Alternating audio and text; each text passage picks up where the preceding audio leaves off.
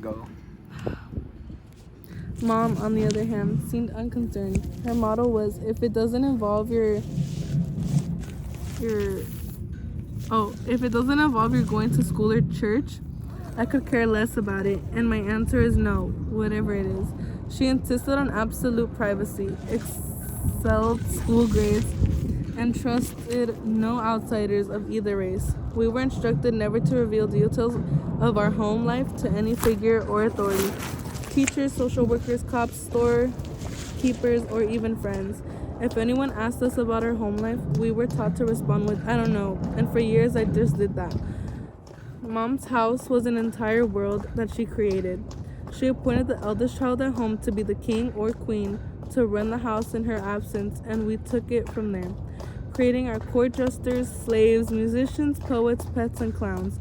Playing in the street was discouraged and often forbidden, and if you did manage to slip out, get your butt in the house before dark, she would warn, a rule she enforced to the bone. I often played that rule out to its very edge, stealing into the house at dusk. Just as the last glimmer of sunset was peeking over the western horizon, closing the door softly, hoping Mom had gone to work, only to turn around and find her standing before me, hands on hips, whipping belt in hand, eyes flickering angrily back and forth out the window, then to me, lips pursed, trying to decide whether it was light or dark outside.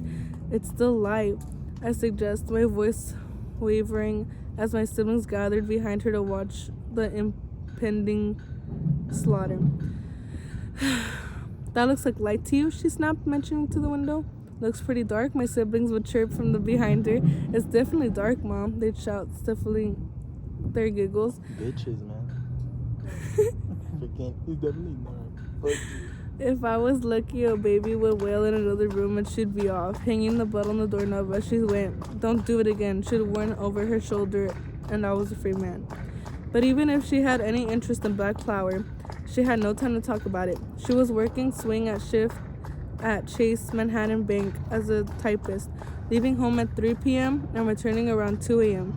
So she had little time for games and even less time for identity crisis. She and my father brought a curious blend of Jewish, European, and African American distrust and paranoia into our house. On his end, my father, Andrew McBride, a Baptist minister, had his doubts about the world accepting his mixed family. He was always sure his kids never got into trouble and was concerned about money and trusted the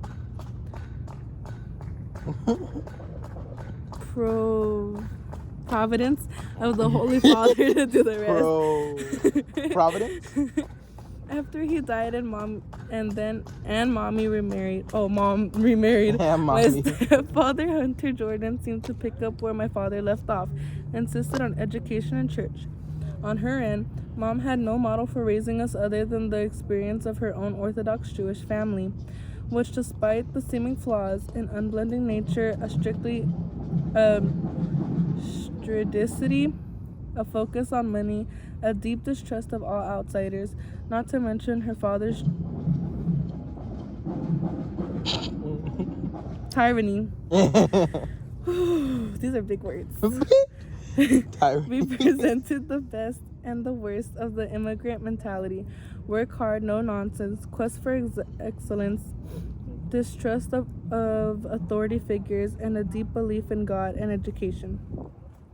My parents were non-materialistic. There we go. They believed that money without knowledge was worthless, that educated tempered with religion was the way to climb out of poverty in America. And over the years, they were proven right. Yet conflict was a part of our lives, written into our very faces, hands, and arms, and to see how contradiction lived and survived in its essence, we had to look no further than our own mother. Mom's... Damn, how many rounds are? That went to my Mom's fucking contradictions crashed and slammed against one another like bumper cars at Coney Island. White folks, she felt, were implicitly evil towards blacks, yet she focused us to go to white schools to get the best education. Blacks would be trusted more, but anything involving blacks was probably slightly substandard. She disliked people with money, yet was in constant need of it. She couldn't stand racists of either color, and had a great distaste for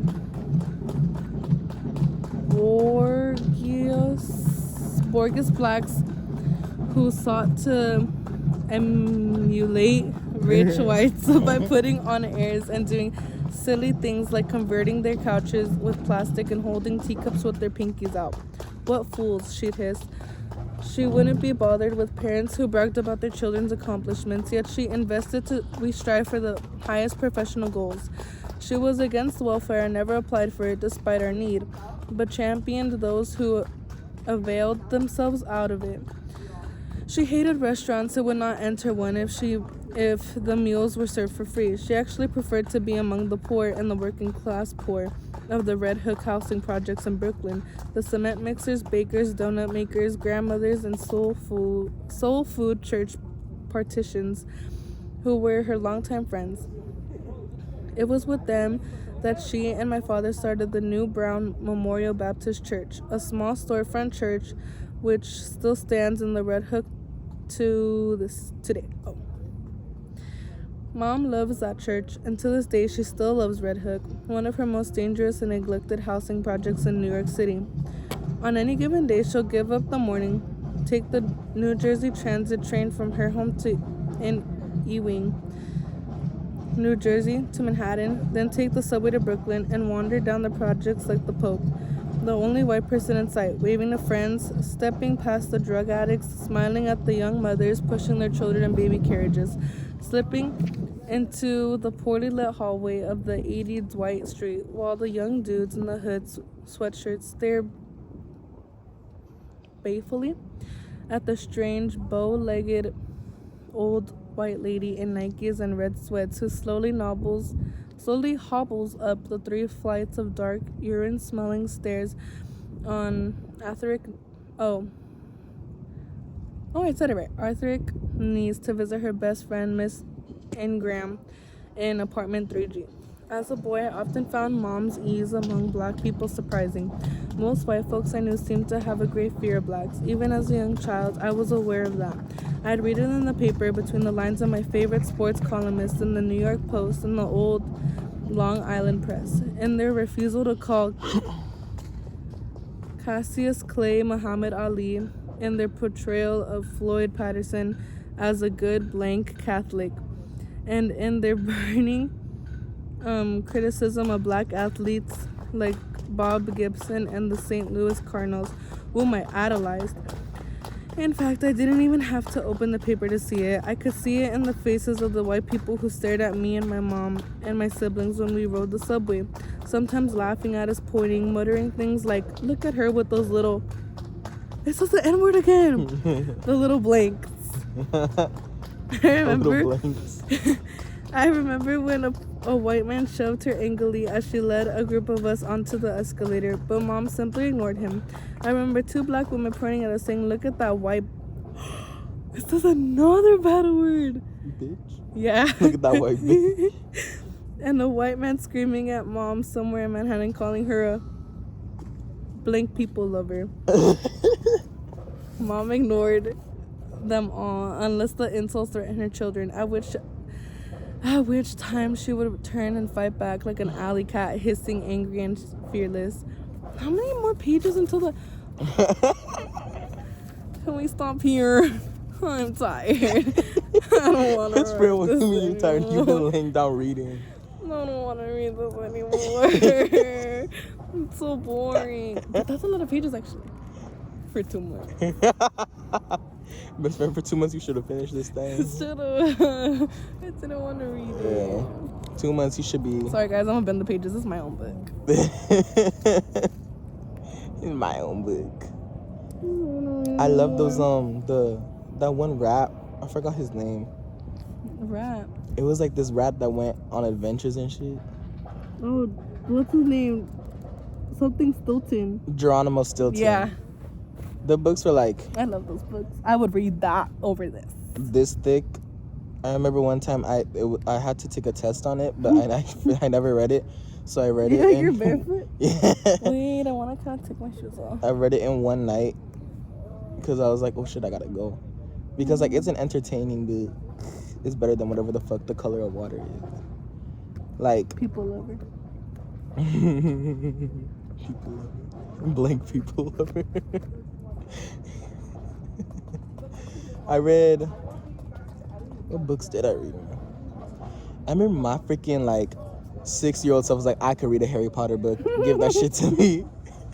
I came back and I didn't read it. I did the thing where like I would just put a bookmark in what I thought looked good enough, and they're like, "Dang, you read so much." I was like, "Yeah." Yeah. No, I just I'm really I just put a bookmark like right here. The next day, oh, I'm gonna put the bookmark here. I feel like I read 20 pages. I know. Yeah, I love Harry Potter. I never read Harry Potter, but I would read the series of The books are fucking like Unfortunate this Events. thick, and I'm like, how the fuck? Yeah, I finished halfway in one day. So play. Same for fucking like Warrior Cat. That shit, people would fully do. They would do those books. They would read them, take tests. I'm like, I remember the School of Good and Evil. all the school. I watched that. I watched the movie. The movie was fine. Come on, James McBride, write better books. Better How was books. this shit a #1 New York Times bestseller? Best I friend. can't even read it. I can't even read it. What makes you think the people in New York are gonna read it? Well, they say the N word. Just kidding. They said the N-word. Oh my Remember God. when Miss Julie used to have us do those sit-ups? Where you would be with the person? Oh yeah, I remember. And you forget. No, I would actually go all the way up. Hold on. Hold on. Wait, hold on. Is Jacob sleeping? Are you Wait, sleeping? I'm about to like a very. No, now he's awake. Yes, best friend. I'm all done. I'm like, I'm done. You're done. One sit up and you're done. I'm like, Just taking breaks in between each one. Wait, that's my two. That took the life out of me. One sit up. You went. I That's was like, enough I for wish I today. could sleep here, but the sun is in my eyes. So that's that's why I'm all just for closing today. them and just loosening Did you put sunscreen on your scalp? them. No, she did not. Was it red? I don't know. Let me turn your head. Let me see your skin again. This part's all white and that part's all brown. The parts that were hidden last time are all white. The parts that were exposed are brown. It matches your skin. I know. Oh, it's gonna get all flaky. You're gonna be like, ew! The fucking monkey with the Capri Sun. I want to do dance already. My children didn't dance. Damn. Wait, look, I'm gonna take off my shoes. Guys, don't hate. It's just that my dogs can feel free. Best friend, they already fell free in the fucking jazz shoes. I know. That shit- That's how I go to sleep.